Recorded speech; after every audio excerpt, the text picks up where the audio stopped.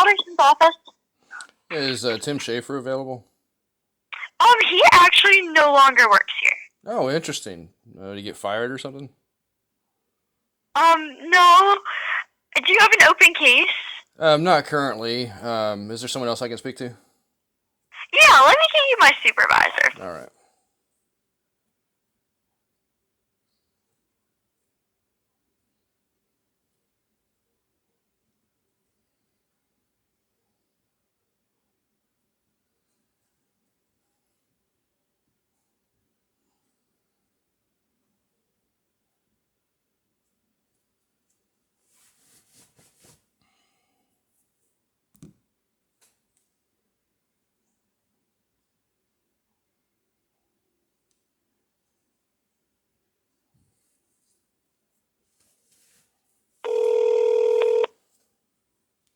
Congressman Balderson's office. Yeah, who's speaking? Hi, this is Cody. Yeah, hi Cody. This is Brandon. How are you? Good. How can I help you?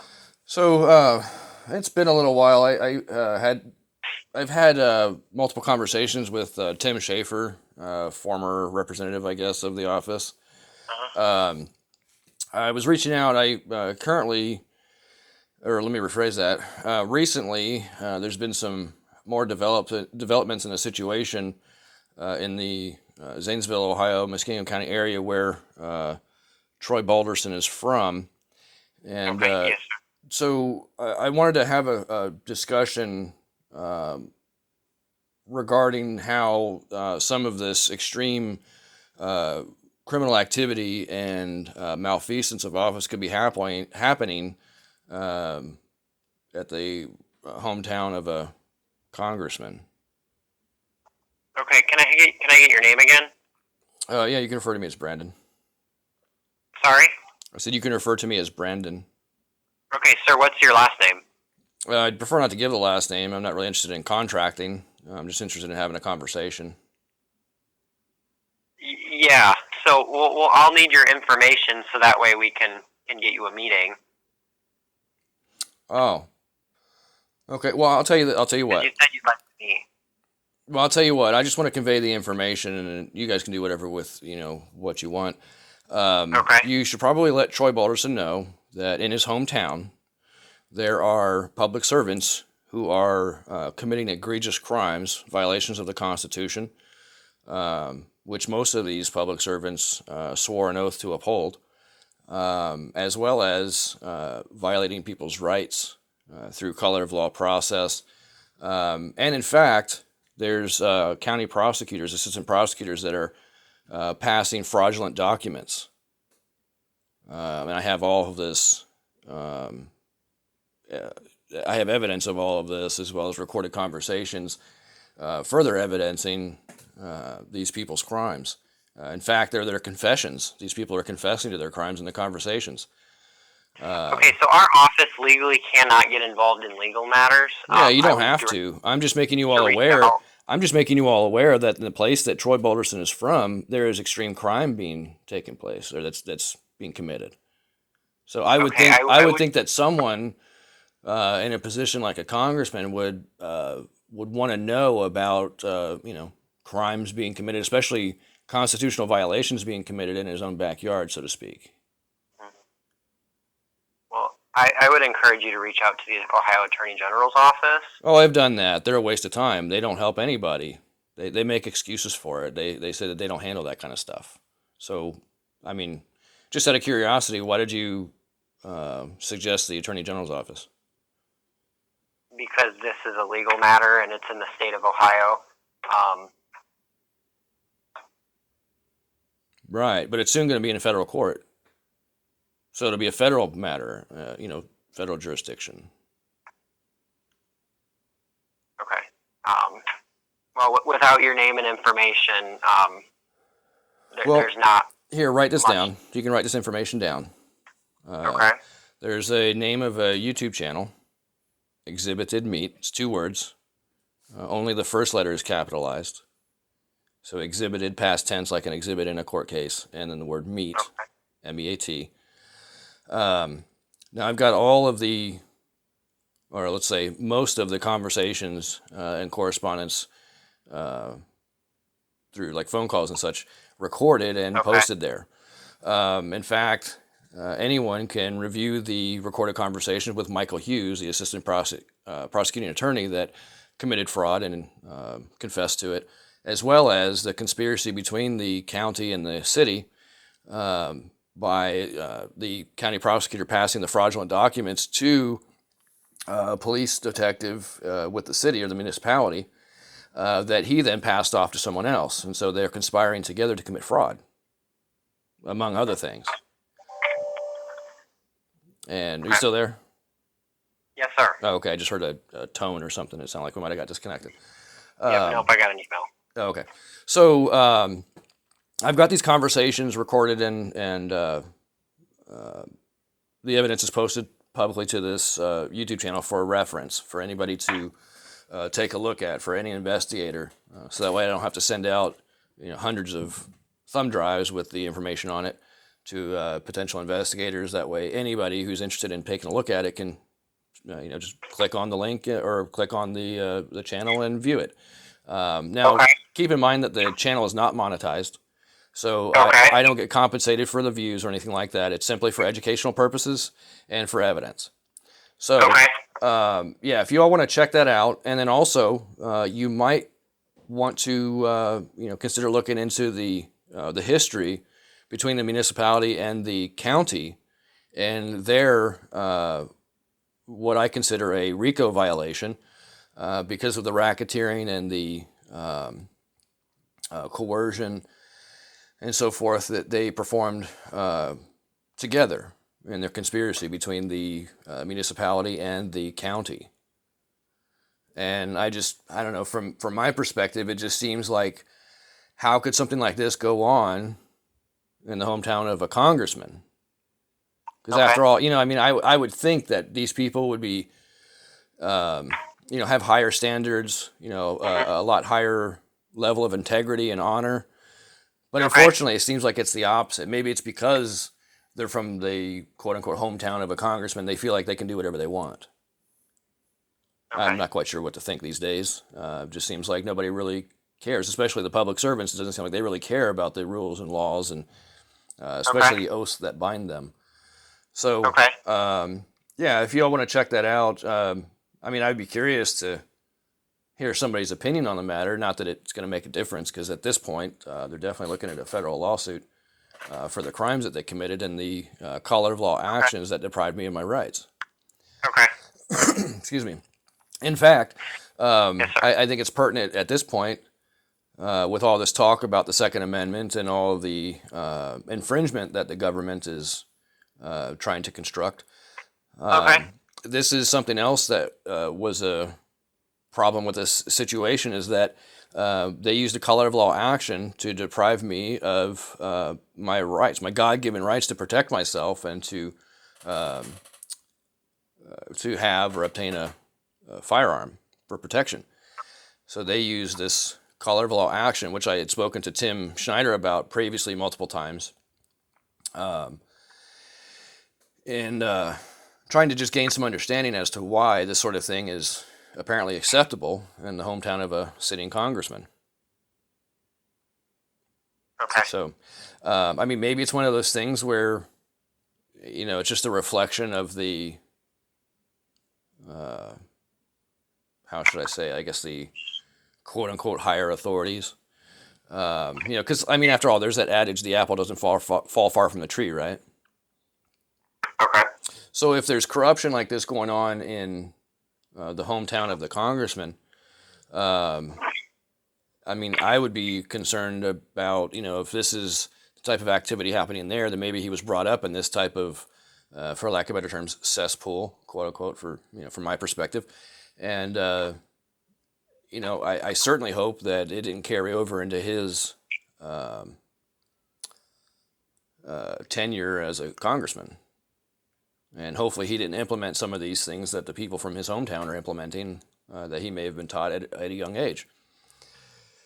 So, it's definitely a serious concern when we have public servants acting this way. And, Of course, everyone wants to make excuses for it. Oh, well, we don't handle that kind of stuff, or that's not in our purview, or whatever the excuse is. Because after all, I mean, it's not like the government isn't completely compartmentalized in a way Mhm. that prevents the left hand from knowing what the right hand is doing.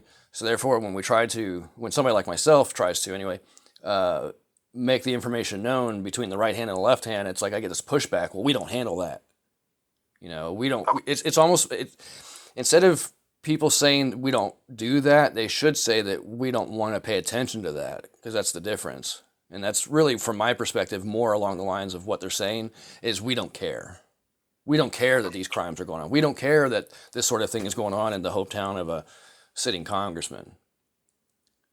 And even after all of the attempts that I made to make not only this particular office, but other offices, the DOJ, the FBI, all the quote-unquote authorities who are supposed to have oversight, they didn't care either. They let all this transpire. They let all of it go on and allowed me to experience this. And now at this point, I seriously don't even have trust in any of these representatives, quote-unquote, whether local or federal for that matter, because it seems like they don't have the people's best interest, or at least my best interest, at heart. It seems like they're more interested in giving people that don't deserve power over people like me. Seems like their priorities are a little bit misaligned, I would say. So when I hear information about public servants, whether federal or local, attempting to infringe upon the Second Amendment and my God-given right to have a firearm, it's a serious concern. And when people act like they don't care about it, especially the people that swore an oath to uphold the Constitution, that's a serious violation of their oath, right? Yes, sir. So we certainly appreciate your concerns, and I will pass them along to the congressman. We appreciate the call. Yeah, so let me ask you this. If the sheriff's department is complicit in this as well, and the Department of Justice and the FBI doesn't give a damn, because I've sent affidavits to them outlining some of this information at the time when I had it. Of course, I couldn't include future developments because they hadn't happened yet. But when I send them affidavits for them to consider to file, official charges against these people, and they ignore it and let it go, and allow these people to continue committing crimes, that's a serious problem for quote unquote we the people. Because after all, you guys are supposed to be serving us, right? Mm-hmm. Well, sir, on our end, the only thing that we can do is we can help you communicate with the federal agency. But other than that, we cannot force them to investigate anything or take any action. Oh, I get that. Nobody seems to want to really take any action or hold people accountable these days, besides myself, it seems, anyway.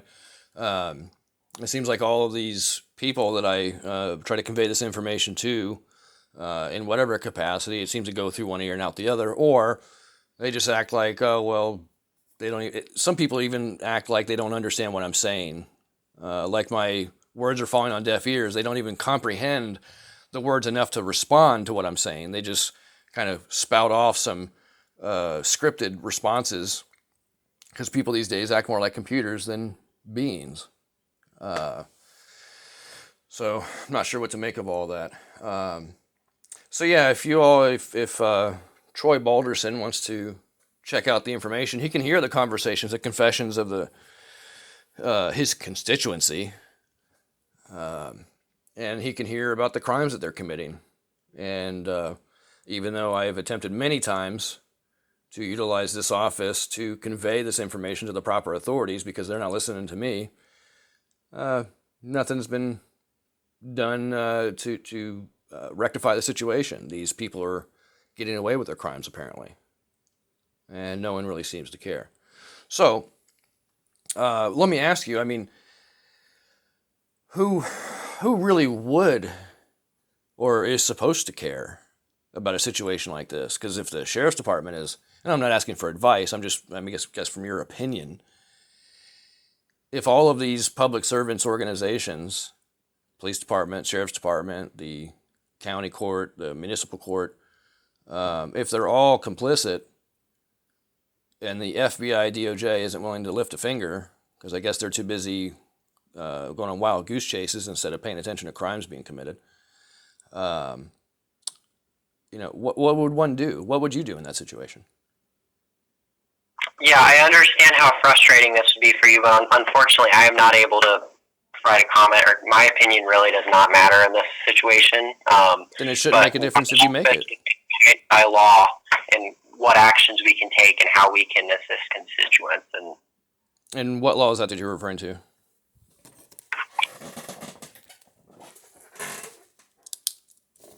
House ethics rules for congressional offices. House ethics rules. Yes, sir. For congressional office.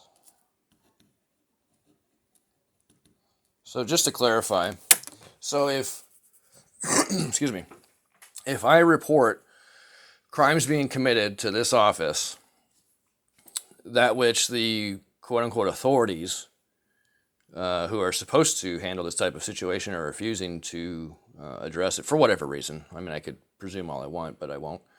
But yet you guys don't do anything about it. Sorry, I'm kind of getting my thoughts mixed up a little bit here. It's a little confusing to me because it seems like nobody cares, and all these checks and balances that are supposed to be in place to uphold a standard within the so-called government are being ignored. And it's convenient, I guess, when you guys can use health ethics rules, as an excuse not to have a conversation or a dialogue.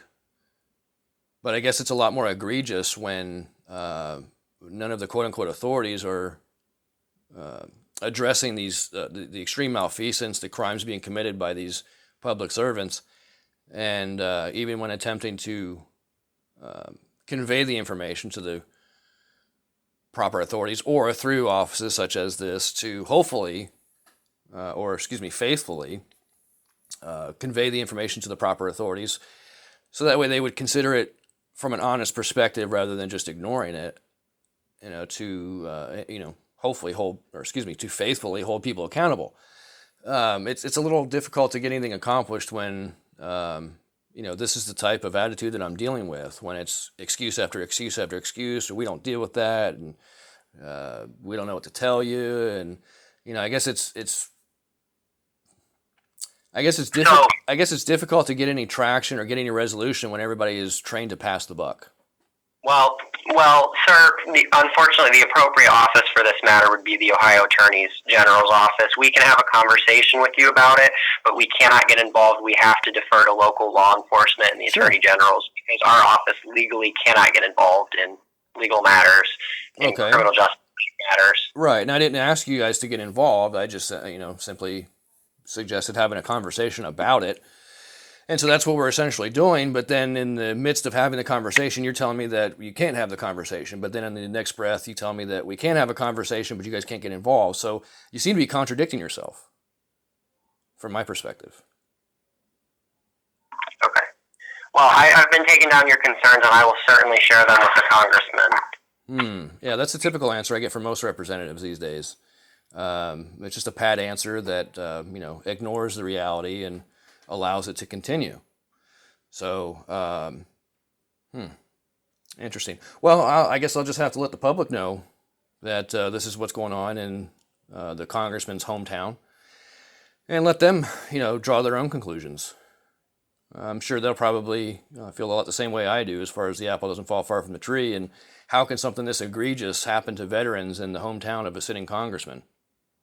Right? How can a hometown of a sitting congressman allow a veteran to have his rights stolen from him, stripped from him altogether, through a collar of law procedure, simply to make me pay because I was wanting the public servants to do their damn jobs, right? That they're getting paid to do.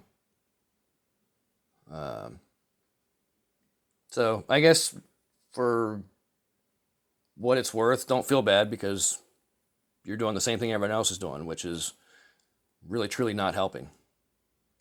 It seems, from my perspective, it seems like all of you just make excuses and try to find the quickest excuse to excuse away any responsibility.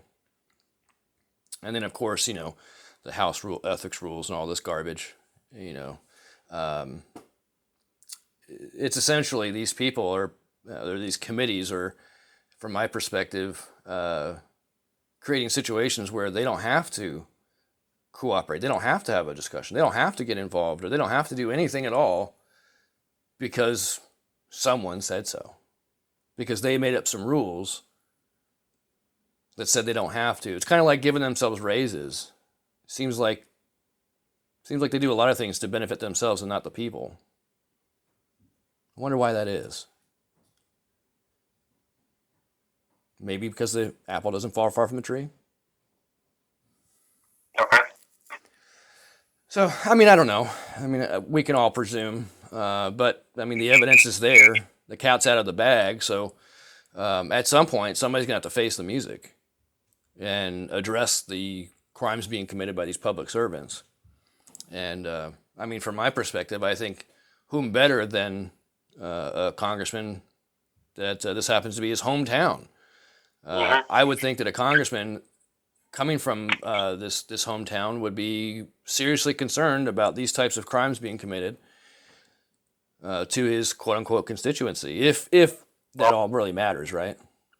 Well, I'll make sure that he's aware of our conversation. I'll relay the information. But again, the only body that can take